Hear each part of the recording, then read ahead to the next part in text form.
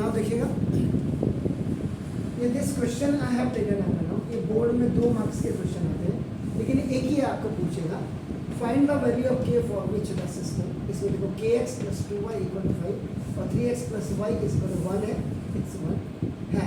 मैंने तीनों पार्ट एक ही क्वेश्चन में पूछ दिया, वहाँ आपको एक ही पार्ट आपका आएगा। तो जब आप सॉल्यूशन करेंगे when you do the solution, आपका मतलब सॉल्यूशन नंबर 3 का द गिवन इक्वेशंस आर, अपन इसको लिख दो क्या, kx + 2y = 5, इक्वेशन नंबर 1, और आपका 3x + y = 1। ये लिखिए, यहाँ पर ये जरूर दिखा देना, constants are on right hand side. मैंने शॉर्ट में लिख दिया, आप पूरा लिख देना, कॉन्स्टेंट्स आर, ये पूरा लिखना, इस are compared with standard form of linear equations into variable. ये जरूर लिखिएगा, कोई लिखे ना लिखे। देखो a1x + b1y = c1 and a2x + b2y और = c2। कांस्टेंट राइट साइड में है, तो बिल्कुल इसको ऐसे लिखना ना। फर्स्ट वाले को इसको कंपेयर करेगा, x को a1 = आपका y को कंपेयर करें तो देखो आपका ये कौन सा, अच्छा ऊपर वाले को, ओके के, थैंक यू सर। और ये आपका कितना हो गया 2, और c1 कितना हो गया 5, दैट्स इट, बिल्कुल ना। a2 = आपका कितना हुआ, सेकंड वाले को x = 3 ना, b2 y को 1 आपका, एंड c2 = आपका कितना होगा, दैट्स इट, वेरी फाइन। इतना आपने मतलब ये विदाउट राइटिंग दिस, बिना कंपेयर के आप a1 a2 की बिल्कुल वैल्यू मत लिखना, ये याद रखिए। अब देखो फर्स्ट पार्ट, इसका फर्स्ट पार्ट ना फॉर, देखो अगर हम डिफरेंट नहीं होंगे ना लोगों से, तो फिर हमारी वैल्यू कॉमन आदमी की तरह होने लग जाएगी। इसलिए थोड़ा सा बच्चों से भी आपको अलग होना है, आपका देखो जैसे तो बनाओ ये, यहाँ पे फॉर यूनिक सॉल्यूशन आपने लिखा, तो ना the given system will have a unique solution।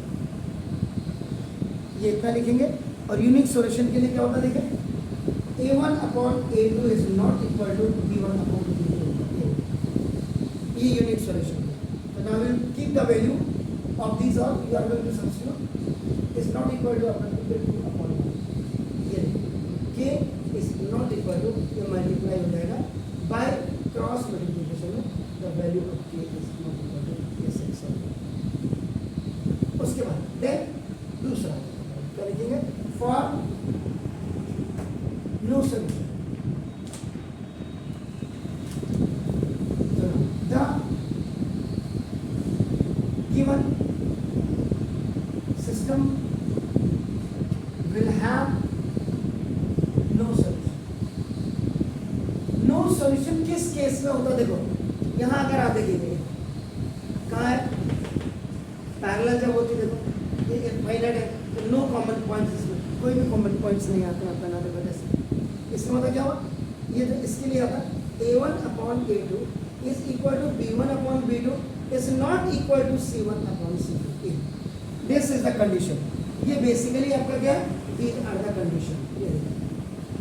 ये यूनिट के लिए कंडीशन हो गई, and this condition will be आपका telling about the no solution. आपका ये इसमें नो कॉमन पॉइंट्स जो आता है, जो पैरेलल वाली सिचुएशंस आपकी आती होगी, वो आपका देखना है। अब आपका क्या हो जाएगा, नाउ सब्स्टिट्यूट वैल्यू क्या होती है, k अपॉन, नाउ यहाँ से वैल्यू रखो k/3, k is equal to 2/1 is not equal to 5/1। इसको छोड़ देना आपने, आप सिर्फ इसी को एक्सक्लूड करेंगे, देयरफॉर अपन हम लोग k is equal to आपका 6 आ गया। तो ना अब आप क्या करेंगे, यहाँ पे था एक ही सवाल में मैंने बोला आपका तीनों मैंने आपको निकाल करके बता रहा हूँ, इनफाइनाइट वैल्यू सॉल्यूशन।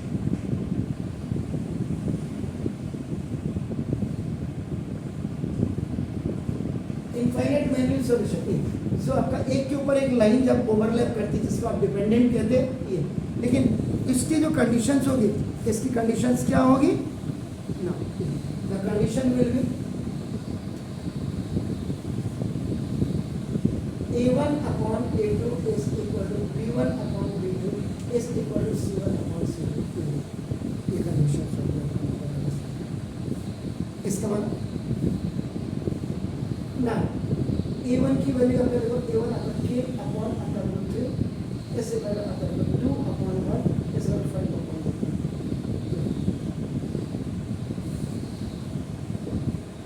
ये ना फर्स्ट देखिए equity 1 with 2 3 K upon 3 is equal to 2 upon 1 upon 2। तो K is equal to आपका 6 है। then B देखो equity 1 with 3 आपका 3 के साथ K upon 3 is equal to 5 upon 1। K is equal to 3 5 7 therefore K is equal to 6 and K is equal to 5। हालांकि ऐसे questions पे आपको मैं बता दूं कि ऐसे क्वेश्चंस में आप कह रहा हूँ जो वैल्यू आती है वो बिल्कुल ही सेम आ जाती है, यानी कि K की वैल्यू दोनों सेम आनी चाहिए, लेकिन इसमें नहीं आनी कोई नहीं, हमने तो क्वेश्चंस में एक्स्ट्रा बताने के लिए आपको किया है ना। जैसे एक बार आप इसको इसके साथ लेंगे तो ऐसे आप इसको क्वेश्चन करेंगे, और बहुत ज़्यादा अगर आपको होता है तो यहाँ पे आप करेंगे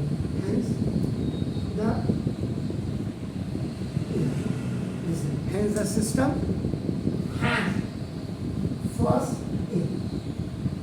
एक बार और रिमाइंड कर दीजिएगा, यूनिक सॉल्यूशन में आपका K is not equal to 6। Second no solution में आपका देखो K is equal to 6। और थर्ड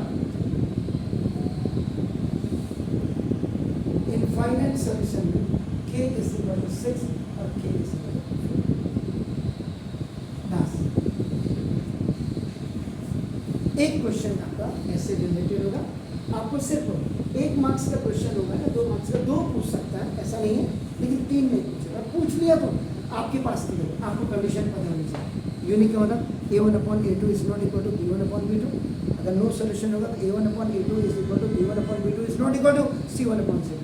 और अगर आपका इनफाइनाइट मेनी सोल्यूशन होगा तो उस केस में A1 upon A2 is equal to B1 upon B2 is equal to C1 upon C2। तो ये आपका ऐसे